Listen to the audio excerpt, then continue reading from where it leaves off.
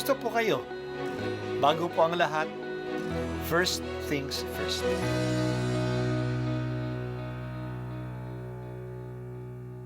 Good morning po. Sinisimulan po natin ngayon ang first things first. At dito po, tinatalakay natin sa unang bahagi ng umaga natin ay ang first readings na binabasa po sa banal na misa. Ito pong tinatalakay natin kasi madalas po kasi marami na tayong alam tungkol sa gospel readings. Pero konti po ang nagsasalita sa first readings. Pero ang first readings, bahagi din po yan ng Biblia, ng banal na kasulatan.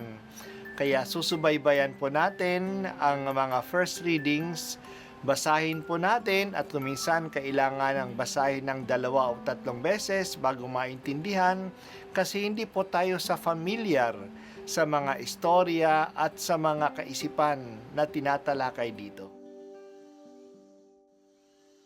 Nang simula ng unang sulat ni Apostol San Juan, mga pinakamamahal, sumusulat kami sa inyo tungkol sa Kanya na sa simula pa'y siya na, ang salita na nagbibigay buhay. Narinig namin siya at nakita, napagmasdan at nahipo ng aming mga kamay, nahayag ang buhay. Nakita namin siya at pinatototohanan sa inyo, at ipinangangaral namin sa inyo ang buhay na walang hanggan na kasama ng Ama, at nahayag sa amin. Ipinahahayag nga namin sa inyo ang aming nakita't narinig upang makasama namin kayo sa pakikiisa sa Ama at sa Kanyang Anak na si Hesukristo. Sinusulat namin ito upang malubos ang ating kagalakan. Ang salita ng Diyos. Salamat sa Diyos. Ngayong ikalawang araw ng Christmas Octave, isang dakilang santo naman ang ating ipinagdiriwang, si San Juan Evangelista. Siya ang pinakabatang apostol ni Jesus. Maaring siya lang ang apostol na walang asawa, at siya lang ang apostol na hindi namatay bilang martir. Tumanda siya sa kanyang paglilingkod. Siya ang apostol na ipinagkatiwalaan ni Jesus na alagaan ang kanyang ina bago siya mamatay sa krus.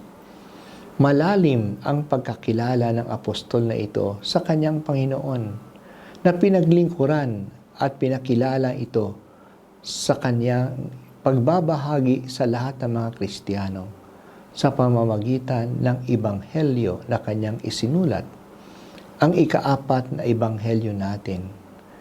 Kaya maaring si Juan na apostol ay siya ring si Juan na Evangelista.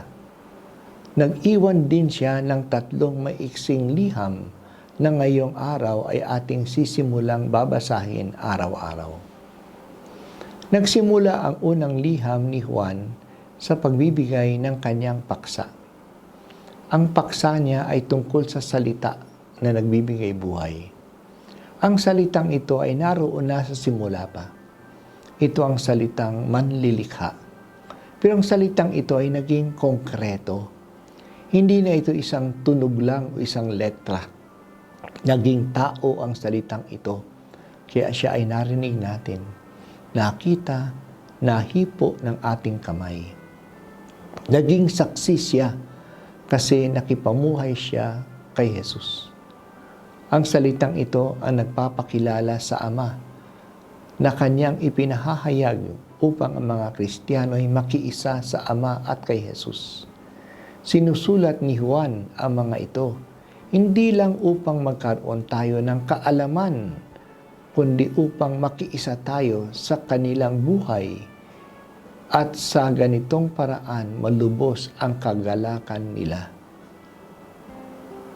Ang pagbabahagi ng magandang balita ay nagdadala ng buhay at kagalakan.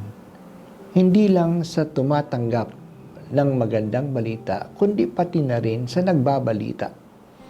Tuwang-tuwa tayo sa magandang balita na ito ay binabahagi natin sa iba. At mas lalong lumalaki ang ating tuwa kapag nasishare natin ito sa iba.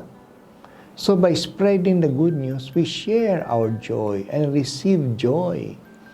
Kakaiba ito sa makamundong kasiyahan na nararanasan ng marami sa Pasko. Tapos ng Pasko. Tapos ng awitan at inuman. Natunaw na ang kinain. At baka tumaas na ang blood pressure, ang blood sugar, at ang kolesterol natin. Nasuot na ang mga bagong damit at baka nalabhan na. Tapos ng kasiyahan ng mga material na bagay. Pero kung natanggap natin ang magandang balita na ang Diyos ay kapiling natin, masaya pa rin tayo. Kasi hindi lang tayo dinalaw ni Jesus, siya ay nanatiling kasama natin at binabahagi niya sa atin ang kagalakan ng ating pakikiisa sa Kanya. Salamat, O Panginoon, sa iyong pagparito sa aming piling. Palagi sana naming pahalagahan ang iyong presensya. At sana hindi kami makontento na kasama ka. Ipakilala ka rin sana naming palagi sa iba upang ang aming katuwaan sa iyo ay mapa sa kanila din.